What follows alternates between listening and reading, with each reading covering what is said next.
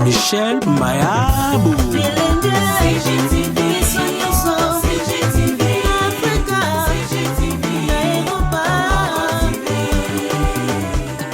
Bonjour, bonsoir chers amis internautes. Nous sommes en direct de Congo Gold de télévision, chaîne Oubunion Soulingaka, chaîne nous a vraiment papa na maman na bana beaucoup de fond ensemble. Vous allez entendre vraiment papa oyo kasonti maman papa oyo kasonti botala ensemble na bana ebandeti na suka vraiment toza na émission na biso o to bengaka 100% Kibonzambe 100% Kibonzambe vraiment eza émission oyo kumba makana meta immortel vraiment babi choto jali meta na pona bino ba internet ne sobolandaka ye ope bolingaka ye vraiment merci na abonné na biso ya Congo Gold télévision pour la confiance bozo continuer toujours couper sanga vraiment sans plus tarder ceux qui ba ko aider biso ba fongla déjà plateau bon mon a invité na biso ya lelo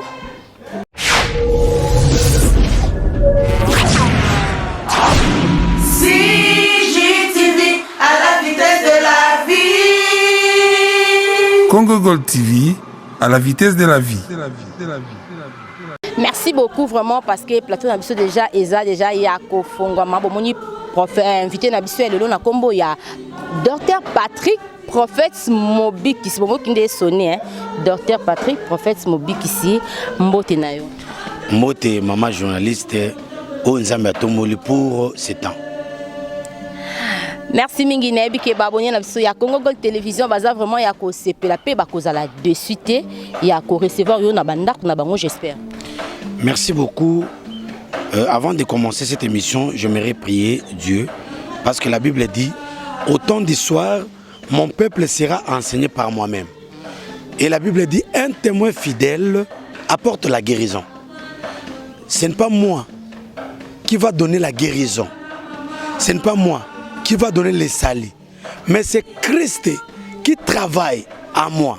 Je suis un canal, un instrument par lequel Christ passe pour guérir son peuple. Je vais prier mon Dieu. Éternel et bon Dieu, le Tout-Puissant, je te bénis parce que c'est toi qui nous as donné cette opportunité, ce temps. Que tu nous sois favorable en cet instant. Je bénis tous ceux qui nous suivent. Que tu puisses circoncire leurs oreilles. Qui nous suivent religieusement. Je chasse au loin, tout esprit de négligence, tout esprit de distraction. Au nom puissant de Jésus. Que ta parole soit annoncée avec succès. Je bénis la présentatrice de cette émission, les caméramans ainsi que toute l'équipe. Que l'amour et la paix incommensurable de Dieu sont notre partage. Au nom puissant et glorieux de Jésus-Christ, je te bénis toi qui nous suis. Je te bénis, je te bénis, je te bénis. Sois prospère, dis tout va bien. À tous les malades, tout va bien. À tous les en souffrance, tout va bien. Mon Dieu que je sais, nous avons un saïla na bolenge nanga. Akota makamuno sikoyo, abikiso sikoyo, apamolo sikoyo, akomiso motombo nene, akomiso mozui, oyo zangaki ozwango, oyo kufaki elamuka na kombo na Yesu Kristo wa Nazareth, waza mokonzi mobikisi ya likolo pe anase au nom de Jésus-Christ. Amen. Kombo nanga prophète mobikisi Dr Patrick Ebangi Sawete, ya kombo ya nangaiti. Mon grand frère il s'appelle Jésus-Christ de Nazareth. Bongo soki nga leki na ye. Na lubite kombo ya nangai. Mabe ezapi lisumu ezapi. Oyebi po ozala beni. Il faut lata kombo ya na yo. So lati kombo ya na ote. Oza beni te tala na Esaïe. Bible so kino basi sambo. Balobi boyi. Toza na biloko kolia. Toza na mapa toza na bilamba na biso. Toye pa no mobali oyo. Que nous portions seulement ton nom. Na Bible les ana batu baluka balataka kombo nzambe. Omoni Jacob, pozo lipa moli. Ayaki pa Esaïe tatan Isaac. Ayaki na kombo nani? Ayaki na kombo grand frère na Esaü. Na kombo no ozoloko mokote. Kombo no machozi, ozoloko mokote. Il faut apporter le nom de ton frère, le nom de Jésus-Christ. Seigneur, par ton nom donne-moi ceci, par ton nom. Et non le soumte. Mobik ici en français, les sauveurs.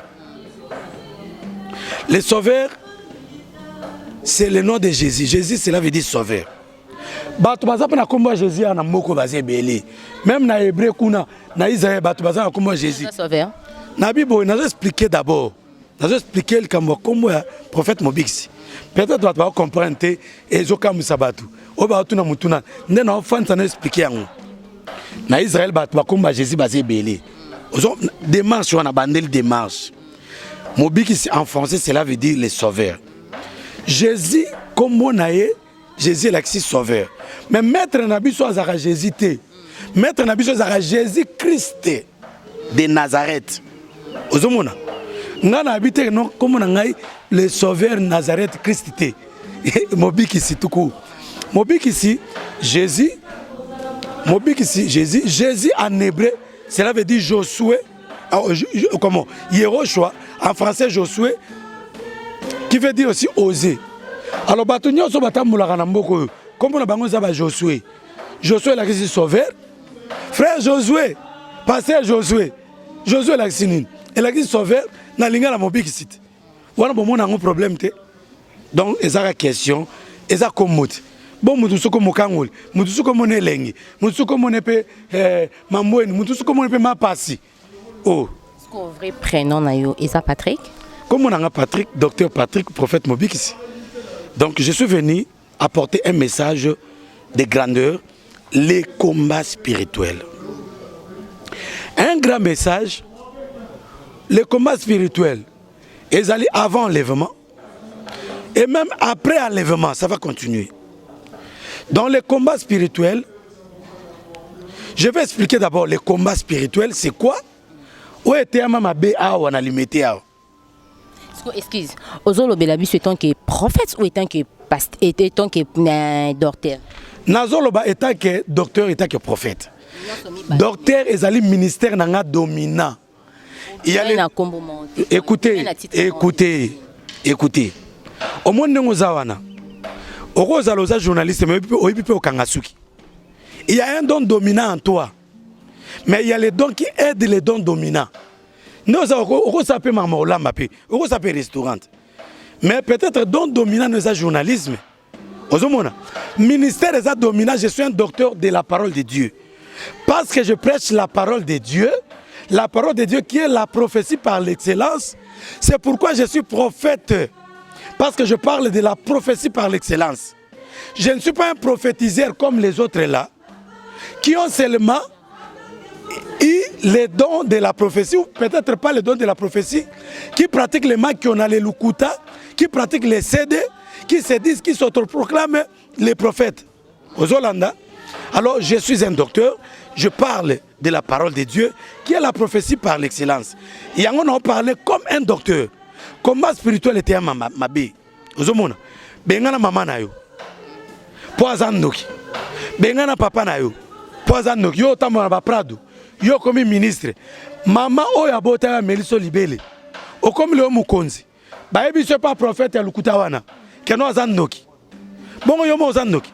Soki pendant maman azaki ndoki. Mais c'est anga le soki ndoki. Yo me libele na ete. Tango ba ne ko lesa yo. Pono zo ki ndoki te. Lelo comme otombami, bazo biso ke no maman azandoki. Ne problème sala makana mboka na biso so mutatombami.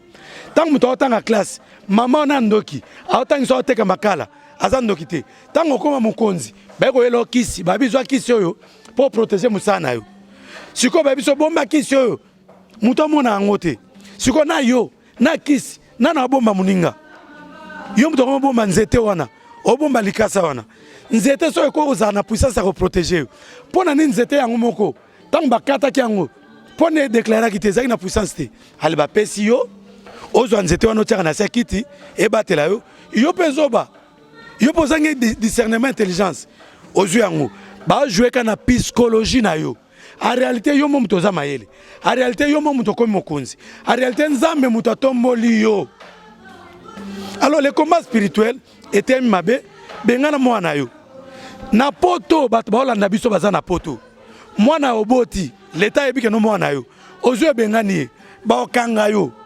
Donc combat spirituel so ba comme na pays mususu ba te yango bongote. Alors tant ba te yango bongote eza vérité to eza lukuta to eza ko luka ko kanga batu po batu ba yebele na poto mwana yo so ko tangise classe T o na tangise classe T pour zandoki ba police nous ne connaissons pas cette histoire là de sorcellerie.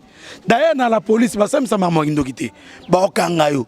Est-ce que combat spirituel on était na poto bongo était ma bongote ba te yango mabe. La Bible dit ceci, celui qui ne prend pas soin de ses siens, celui qui ne prend pas soin de sa famille, et Et plus qu'elle est convertie, à l'écart païen. Alors tant que vous avez yo, bois qui sa maman na yo, bois papa no libanda pour azandoki. Ba formé au comme païen te, ba formé au comme plus que païen. Ba combat spirituel ba te ba mabe. Ba enseignant ba comme plus que ba païen. Ndé mona muto comme muté mabe. Makasi, o son appelle son mongo bloqué. O son appelle son mongo bloqué mongo na ngai na biboya. So ko pesi mutu mongo bika bloqué mongo na. Bongo na banque place que no tia mongo wana. Na blanc place côté ba konzi ba kinotika ba compte na bango. O ba samela na église ba combat spirituel. Ba banque wana bo beta dame na bango. Ba to ba sala ba banque wana. Mindele wana. Beta dame na bango. C'est pas ça ba kisi ba Rose Christian ba to ba ya ba secte kindoki. Ozomona. Mbongo utilisaka wana. Pour le no combat spirituel Yesu yemo ka ya lubike no. Oya kaisa ya kaisala. C'est que na combat spirituel ko ça il a téléphone te. Pour téléphone ozomona o. Eza ma campagne mystique na kati. Ba ordinateur. Ozomona. Télévision. Ba avion tozomata. Ba to basala ba avion. So yo combat télévision de avion ne romata. Maman no ne bengana yi. O l'équipe paille. Donc ba format ba tout. Baza kutu ba paye te baza la plus que ba paye. C'est lui qui ne prend pas soin de sa famille et plus qu'il est converti. Au moins, la Bible dit, si ton ennemi a soif, donne-lui de l'eau à boire. S'il a faim, donne-lui du pain. En lui donnant du pain et de l'eau, tu es en train de mettre des charbons du feu sur sa tête. Ozomona, so munguna no pese lipa, o pese mai, ozo pesa ye, ozo tia makala moto na mutu na ye. Mais au monde que no batu. Bazo bunda na bango moko. Ozomona. Bible dit que ne vous vengez pas. Laissez la colère de Dieu agir. À Dieu c'est la rétribution, à lui la vengeance. Ok, docteur, tout qui est malembe parce que docteur a un méchant contre bato ba yebso message ya combat spirituel na mboka na biso oyo. Mais prophète à Lukuta, o ba sala ba pétage na réseaux sociaux. Comme même ba na distraction, comme même ba na n'importe quoi. Tote ya sango malamu na nzambe milimo ya bato ba brebi ba pato baza cher tala Yesu ye moko nzambe roko shikara baba Yesu ye moko akufeli bato na ye akufeli wa makile tangi pona bato bazwa lobiko yo ye osaka na bato na n'importe quoi na télévision. Est-ce que nzambe abenga po ça n'importe quoi lelo ko mutu soka linga sepela mutu linga seka albité na tiana na bloc à pétage na tiana na bloc moko sekisa ba péteri ala tie à seki. Et c'est ça l'évangile. To zonga l'évangile na yo mutu olanda aveugle yeba okota na libulu. Un aveugle ne peut pas amener les gens à bon port. Je suis contre ces histoires-là. D'ailleurs, ils ont parmi ma combat spirituel. Les faux prophètes, les faux docteurs, les faux pasteurs, pour égarer le peuple de Dieu. Raison pour laquelle je suis le prophète Mobik ici. Koyebiso kolanda bato wana te bazo kosa yo ba memona distraction natango yo kamate na nzambi olanda biso boy yo kolanda bato wana epeza na bato baza bato ba ya ba prophète distraction wana au moins pas commenter bien a commenter au finganga ngala musena nzambi na salo mabete nzambi abenganga ovandika boy otala na télévision nesiko va nonye ozubiki na yo ozu créer na yo otena téléphone au finginga Mosai Lanzam. La Bible dit si vous recevez un serviteur de Dieu, en qualité d'un serviteur, vous lui donnez ne fût qu'un verre d'eau, vous recevrez la récompense qui lui est réservée. Yo boko pe sangata vera mai, o boko pe sangata félicitations. Olbina finga Mosai Lanzam. O finginga, nenzama benganga. Nzambe otika yote. Sikonde siko ezabo. Na pamboli bazo nyonso ba commenter bien. Sikoyo, bon va commenter ma bé. Pondé aux ans déjà vu que na minutes autant aux autres mon ya combat spirituel. Tout le monde a directement église ya maman la biso au langue peu à son âme, ya couple au langue tout le monde a église ya maman au langue. Église à Mutuna no ezalakati. Siko herba tu ya combat spirituel bazo mona ko lo baboy. O kanisi ska ba fandi ba zane sengo. Na lobi boy, bato combat spirituel ne banane. Bato combat surtout église bima na combo église à combat spirituel. Eza église moko ya mamolang. Son message o RIE mamolang azaka en vie. Docteur, o yaka nango te poani na média po o sokola batu mémoire. Mais après avoir déjà kokende kotika biso enseignement na écoute koti batu déjà mingi après yo bantuko luka olongola batu ba enseignement na mutu pourquoi na lobi boy naza contre mututé enseignement combat spirituel les églises mon côté ndezo tanga ba kombo église combat spirituel les biblique Bible te l'église nyonso était à combat spirituel na lobi likolo te peut-être l'église na cause un micro na pointé mutu na tunia église à combat spirituel les ala wapi ana Kishasa awebiso et pas mamolang na 17e yoka kozala ignorante musala batu oba salinga na ko festiger te na ko boya yango te comment même on dit mais la bango lobi boye ngai na yana na yo tanga komba batu te na média le prophète Mobikisi ngai na zolobela makamba combat spirituel o était na l'église nyonso tout mais peut-être l'église o était wana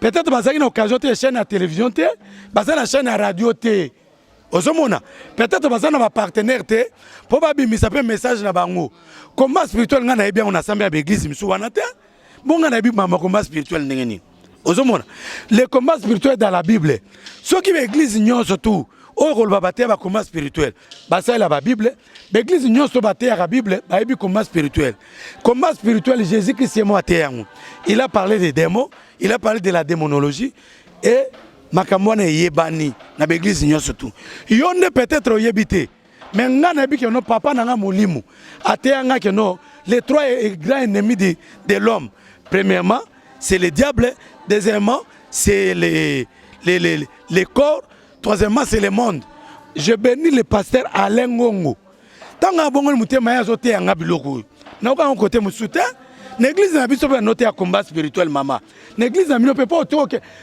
l'église nyoso ba te à combat spirituel mama nanga ozomona alors combat spirituel ce que te ami mabe ngana ndeko ngana mo docteur prophète Mobikisi na ndeko réencadrer ko benga na bana ote pona poto eskoza bato poto ba olandanga bato bele ba pesanga raison mais ka ko benga mwana po mwana zandoki mais ka ko benga na mwana po zandoki o benga ni mwa sino na makasa selo moto ba kango la police surtout bana au kota prison ba chope distance au mekate est-ce que maté à combat spirituel benga na ba famille était ma pemi suswana était maté alors Bible zol baboy na Ephésiens chapitre 6 autant Ephésiens chapitre quand même il y a un verset félicitations pour le prophète il y a un verset Bible le Bible Ephésiens chapitre 6 nous n'avons pas à lutter contre la chair contre les sangs biso to bunda na nzoto boité to bunda na tata mwasi nanani non na papa le quitté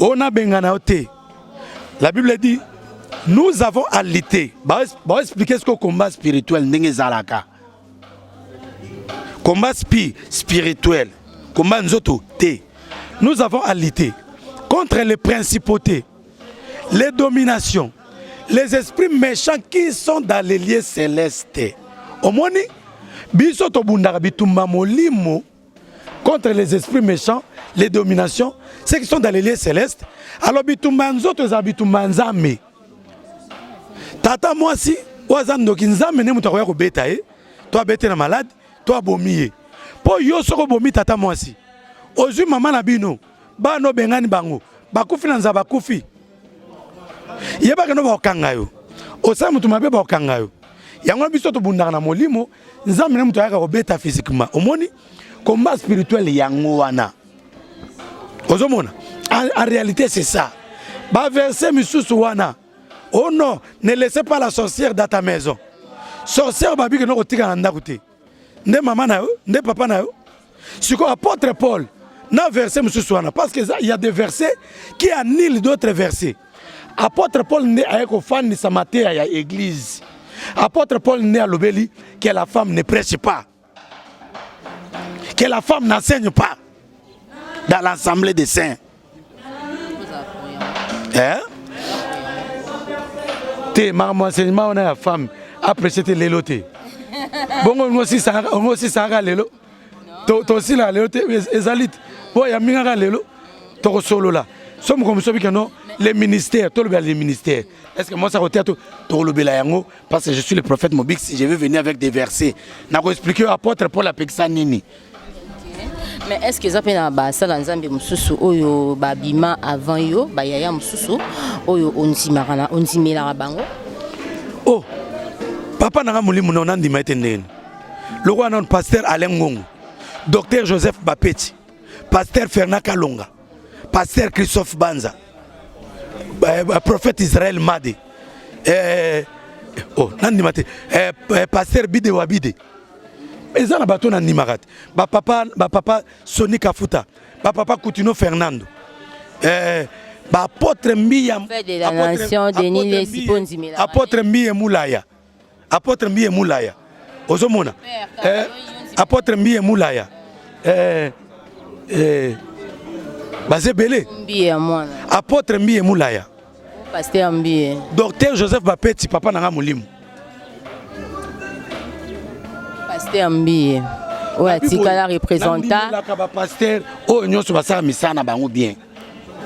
Mais tu veux vous montrer que on a un aspect prophète des nations Denis Les. Nani aspect ya prophète Mobongai na ndengeni.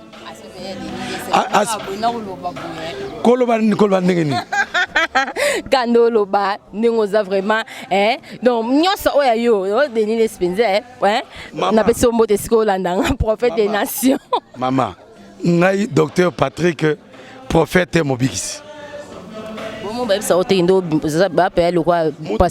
prophète Denis Les. On dit est-ce que vraiment est-ce qu'on dit mais là mutu moko ebisanga bon. Dit na nzambe na ye.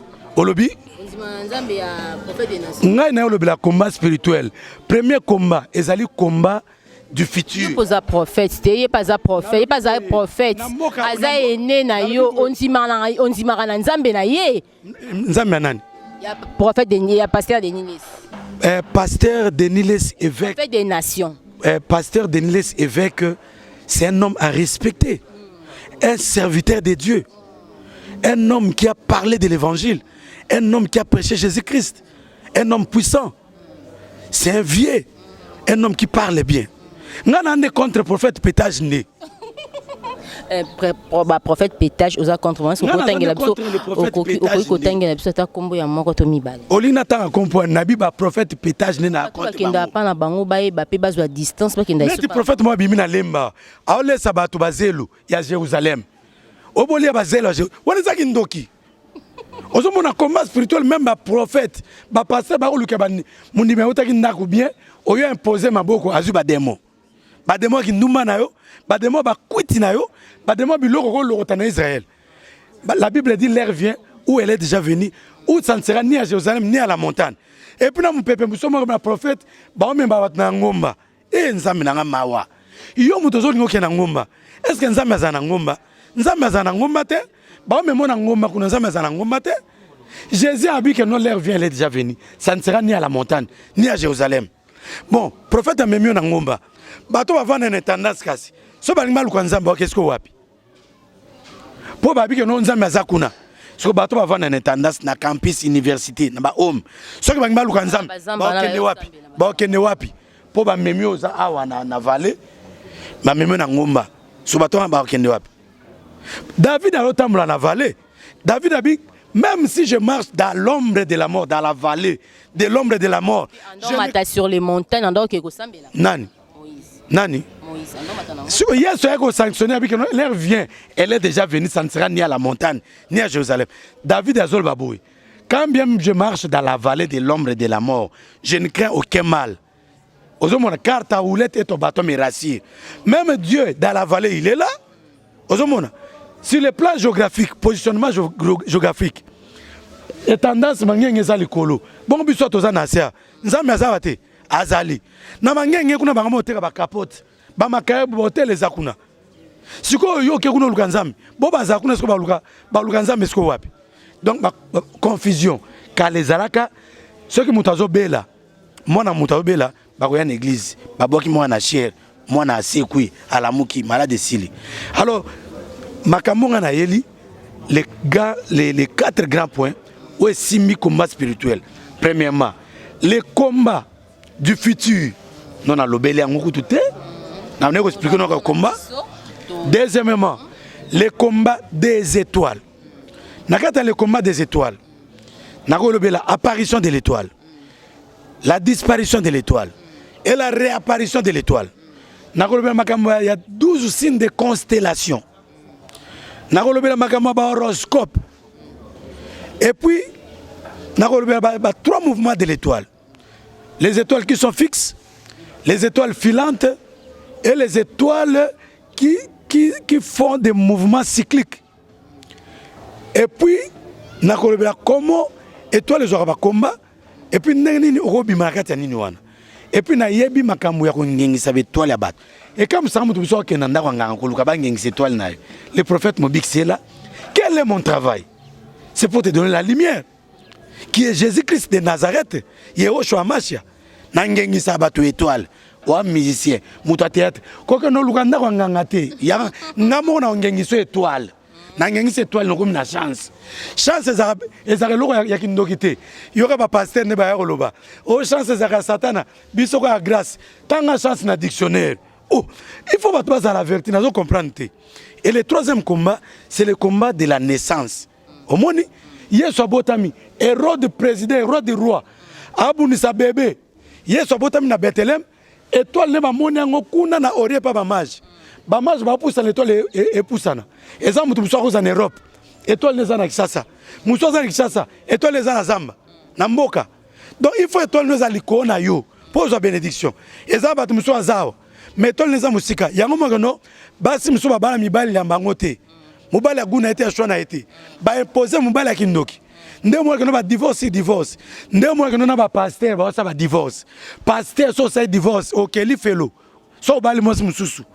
Parce que Bible dit soki ngeno okangi mwasi na osali kobo limbisaye so bo olimbisa obengani obali mususu okende lifelo wana koloba bongo te po ba pasteur na biso ebele na mboka na biso sur 100% ba pasteur surtout o basala komo babima tokoki kozwa ata 70% o baza divorcé na basi na bango ya liboso o biso so toyebi na lobi Bible ezande ko nayo Bible ezande ko pasteur moko ba pasteur babima wapi soko to si Bible te oza pasteur obima te. Vraiment, Yokana ebisa yo maman. Pasteur à Mounene, azato azan église à Mounene. Peut-être ça va moyen. Il y a des vrais pasteurs à cause de la place Mouraza. La Bible dit là où 2 ou 3 sont réunis à mon nom. À mon nom. Je suis millédé. Au coup, ça ils sont donnés fou là te belé. Mais le nom de Jésus-Christ est élevé. Et c'est leur moroté. Au salva divorce aux hôtels. Au théâtre Bible. Soko boya ni na mwasi na yo. Po kangene ko boko limisai. Soko boye ko zelati mwasi na ko kufa. Nde obali mwasi mususu. Donc soki mwasi na kufite, obali mwasi mususu. Tala oko kendeli felo tala. Bible ko négocier na mutute. O pasteur munene, o pasteur nan. Et ko négocier te. Prophète Mobik Sinamo le roi o eza vraiment émission mobimba. Alors sur yango photo lobelango vraiment émission mobimba. Dernier combat c'est le combat des mariages donc les combats du futur. Les combats des étoiles, les combats des naissances et puis les combats des mariages. Nazana ba sous-thème nanga et belé, on a relevé magame belé et tout ça. Ok, merci mingi pasteur, merci mingi docteur Patrick, prophète Mobik ici. Comment Mobik c'est un débat babenga banda musika baduna mamba comment Mobik c'est na monde que to parler sur yango la prochaine numéro to kolobelango lisusu vraiment mais pona lelo to komi na biso na suka vraiment un prophète Mobik ici mot de la fin pour une émission lelo na message au lancer message na peuple congolais au bazolanda partout dans le monde. Il y a le bosso on a prophétisé pour nous. Nzambe azotombola 2022, 2023, 2024. Et ça année ba grande réalisation. Na moni liboso na yo. Ba porte ko fongwama. Na moni ba voyage ko kende pe ko zonga. Na moni ozotonga, na moni ozotonga. L'Éternel va te bénir financièrement. Et ça na 2 personnes au ba hotel ma pona ko soutenir parmi ba fan na yo. Et ba porte à voyage ne coûte à partir des personnes. Tu les verras et les images restent. Quand tu feras des va et des viens, les images vont témoigner.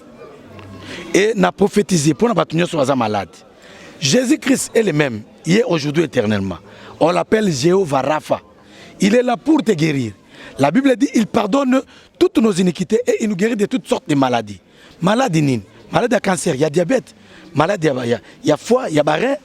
Et c'est le coupable de Jésus-Christ. Appelle le prophète Mobix. Na sengi na yo. ça le roi bandeko nyonso basalaka afficher numéro na nga wana otie ya yo otie pe nga wana docteur Patrick et aussi nga bien pour na bonne pour na bato ba cause ba problème ba kola na biso bazana ba problème bazana pour ça faire prière na bonne la pour na bango plus 243 90 71 021 71 na bandeli plus 243 90 71 021 71. Alors toi qui as des difficultés, des problèmes, cherchez Jésus-Christ par son moyen, par son prophète. Dieu va te guérir. Arusal malamu, ozolga musala, olga mikanda na poto, et na musikate. Nzambe atia na maboko na nga. Nzambe atia na maboko na nga. Liba na nzambe atia na maboko na nga. Na maboko nzambe te, bato basakere. Ana na temple mama Samuel, azobondela.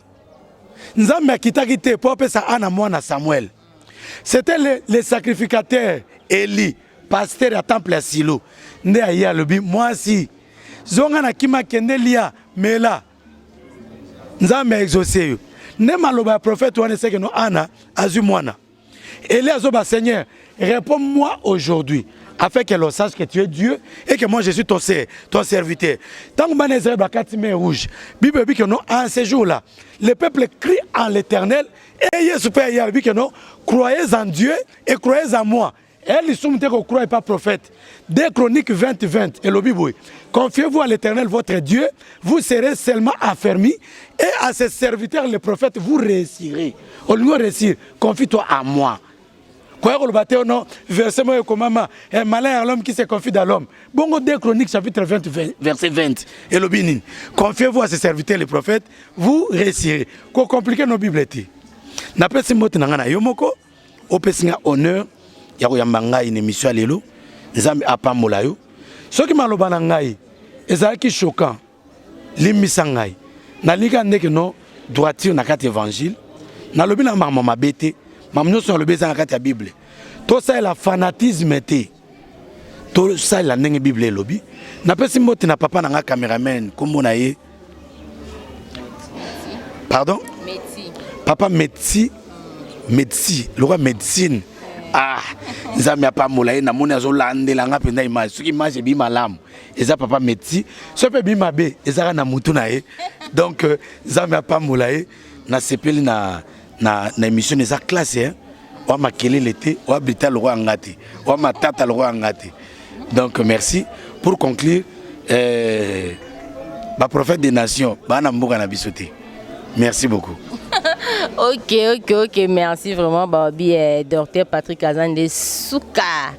Vraiment tozoye na ba numéro msusu ekoya bon mon atoyamba susu docteur Patrick prophète Mobikisi, merci pour nayo na ndenge tozio à pied levé main on dit quand même quoi accorder biso on dit quand même to recevoir yo merci beaucoup vraiment merci pe na bande konyon so bande kolanda biso banda ne bande pe to comme na suka vraiment babi nazo signaler bino susu abonnez-vous massivement sur notre chaîne YouTube Congo Gold Télévision. Merci à toi Michel Mbayabo na maman nanda kuna bana nyonso tout vraiment patron ya chaîne Oyo Congo Gold Télévision. Merci à toi ma petite sœur chérie Rosette Congo moi Simonelle babi Taylor Vandam wana kutolobela ressuscité babi corpulence s'élever ma petite sœur chérie Escoza on dirait qu'il y a Suisse na pesio bambote mingi pourquoi pas mon bébé Esilia ici il y a Mubumba vraiment on a pensé babi bébé ya Rosette Congo na balobi ma petite sœur chérie sous babi Tété Congo moi saliba la babi moi so ba pese la mbongo po biso na famille na biso ba pese la ka toujours ba mbongo Nicole Congo maman chérie vraiment Medi Tombo Medi Congo ba mbote na bino wana esika bozali balobi lisusu na bo santé babi Wabex mafunga vraiment ngwandi l'homme de Weston na moto na Nzambe respect na yo esika ozali vraiment restez toujours branchés sur Congo Gold Télévision. Bye.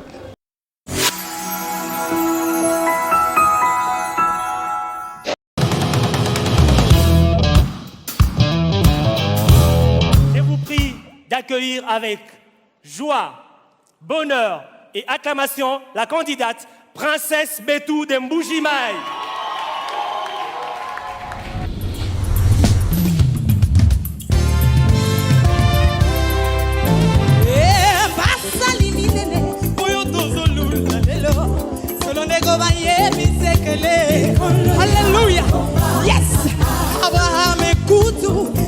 papa ya kondima abenga nzambe Jova Jiré likolo ya ngomba ye yawe omoni sango ya makasi kuna nangomba kamel okweisa maprofeta bala likolo ya ngomba Moïse Aaron na Hur milomena kondima balonga libota malé likolo ya kaya kodo mate likolo ya ngomba muna watikoni za miwani hallelujah ngena kala bangena ke banganene bamwena moyo wani likolo ya ngomba awe wakimwanyu mosu mujina mo Yesu yoboni sakabuya nayo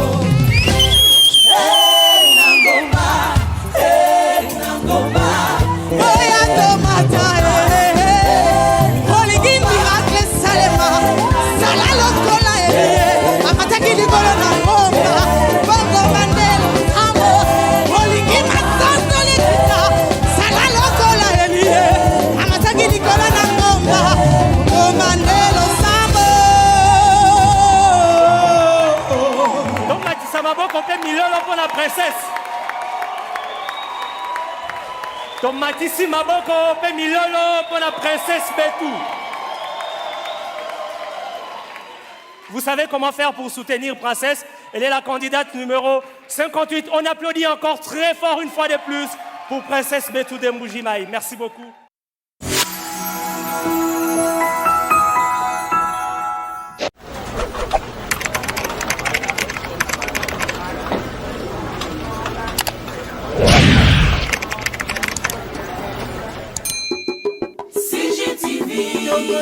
CGTV, ma maman, CGTV, ma papa,